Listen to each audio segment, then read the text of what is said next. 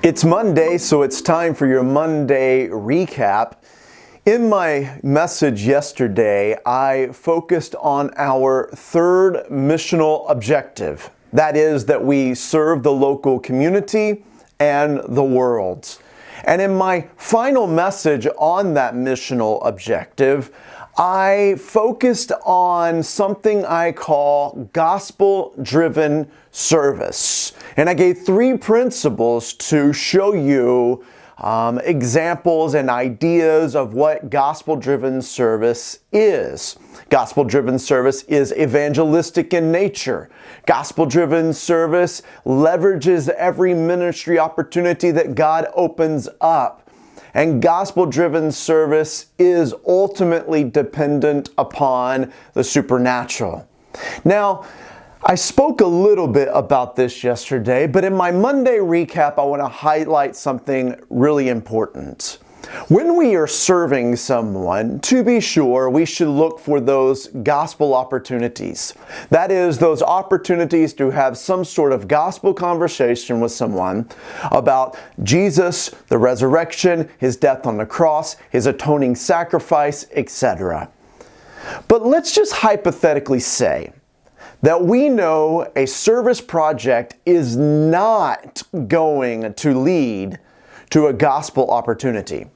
In other words, let's just hypothetically say that we know that there's a particular service act that needs to be done that is not going to lead to us being able to verbalize the gospel to an individual. Should we still do that act of service? The answer to that, and I'm sure most of you are thinking this is obvious, and it is obvious, because the answer is yes, absolutely.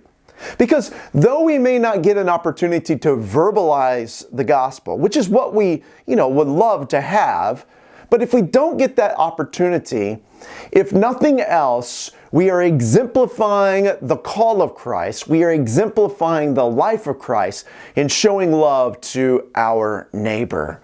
Just because things may not play out the way we want them to, doesn't mean that we should abstain from doing what God commands us to do.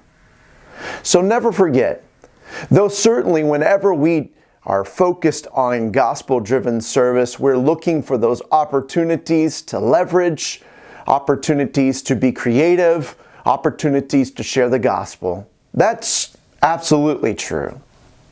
But if that opportunity to share the gospel doesn't come along, you have not wasted your time in serving another. In fact, you've done exactly what Jesus has commanded us to do, to love our neighbor as ourselves, and that the greatest in the kingdom of heaven is the one who does something for the least of these. So that's your Monday recap this week. We hope that you have a great week, and we will see you again on Sunday.